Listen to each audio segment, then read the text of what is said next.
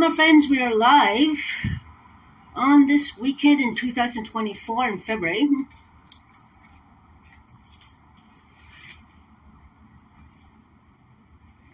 So I just wanted to talk about someone I encountered on the walk down here who has experienced violence. She's a black guy that's healing. And I've seen her around downtown sometimes. She goes through violence and everything like I do. And people seem to go through that more often than most people. She asked me for either I misheard her and either she wanted a hard drink or a drug called hard. I have no idea about drugs or anything, so I don't know. I couldn't hear. As you guys know, since meningitis, the right ear is worse, slightly worse than before, unfortunately. But yeah. So I just want to talk about how violence against women seems to fuel up addictions as well. Like me, I'm drinking.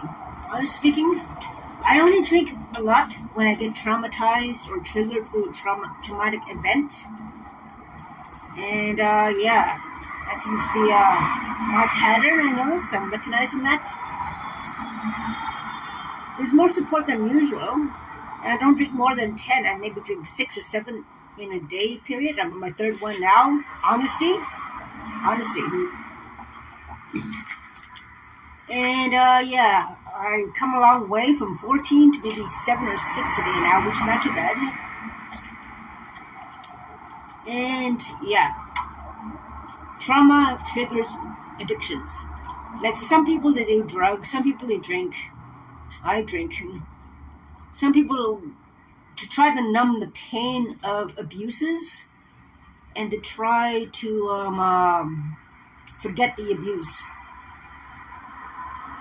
There's another person I know from another city who's a YouTuber as well, who was assaulted as well, punched down in the face and everything, all that years ago. And I couldn't help but notice that there were a lot of wine bottles behind his counter after that incident. He doesn't drink that stuff anymore, which is good. Red wine. Wine bottles all over the counter behind him. And he knows who he is, and I hope he's doing well in his travels and everything. Stay safe, my friend. But yeah, when it comes to assaults and trauma, we get triggered in various ways of coping with it. Unfortunately for a lot of us, addictions, drinking, drugs, whatever. I drink, like I said before. And other people try to get by numbing. It's about numbing the senses. Numbing the senses of the abuse and the aggression toward us. And yeah, that's the way it is. That's the way it really is. And the more I think about it today, I think I was triggered big time when the neighbor on top of me threatened to kill the neighbor below me. And that triggered me because of the death I had been going through and the aggression has been turned toward me, including racism and using the scapegoat for other people's criminal activity as well. So, yeah, there's a lot of fear on my part. Court dates coming up, like I said several times before. So, yeah, we have to deal with that. Also, again, I can't get my bus pass again. My tax assessment form is misplaced or missing. So, that's another stressor on my part as well. Obviously, I can't work warehouse because I went down from 131 pounds to 113 pounds in a year. Emotional pain and suffering, more than probably. There's 2 more tests to go through to see why the weight loss is happening. No cancer, no thyroid problem, no blood problems and everything. So, yeah, it could be emotional pain and suffering and stress due to the escalating violence that's occurred toward me. Honestly, I'm being honest. I'm drinking now, yeah, outside, which is not a good thing. But, yeah, there was a big bang outside my hallway. More than probably intimidation tactics again from that neighbor who assaulted me. Just one little bang right outside my door. It scared me. It wasn't the guy downstairs. It was right outside my door. So that's an intimidation tactic right there. And I pretty much assume it's going to escalate before the court date. Intimidation. to drop charges against him, and so forth. So it's going to be a lot of things going on, obviously, and it's got to record everything, try to record everything, and I was encouraged by that to get video evidence as much as possible. Even though OCS security has continued to stop not recording them because it makes people nervous, but I want to get it on video of the threats and racism and all the issues that have been going on toward me. That is why I started recording in the first place. If nothing was happening, no threats, no violence toward me, there'd be no need to record.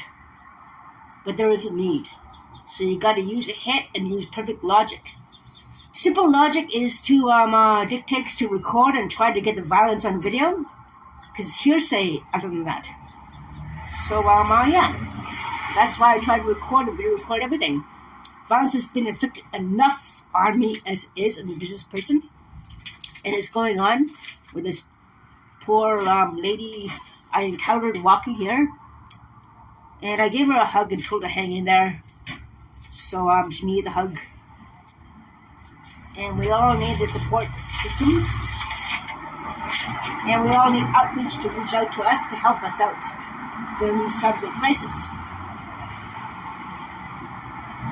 It's a beautiful day here in Ottawa, actually. It's very mild, it's very nice. And I intend to enjoy the day and do a live stream somewhere, I'm not sure where. But, here she comes. The girl I was just talking to with the black eyes is coming over here. I'll give her a beer. The girl I was just talking to you about, who had the black eye, and asked me for a hard, probably hard drink she meant. But I got a beer for her anyway. And she's coming over here now. I'm not sure if she wants to be on the camera, but here she comes. Yep. I did promise her a drink to cut the edge. She's going on the bus, huh? Yeah. Never mind, just going on the bus. Yeah. But she is the one who got bashed in the eye. She has a black eye and everything. So I hope she does well. Hope she takes care and stays safe. And, everyone take care, stay safe, try to record everything. Hope she's going to do okay.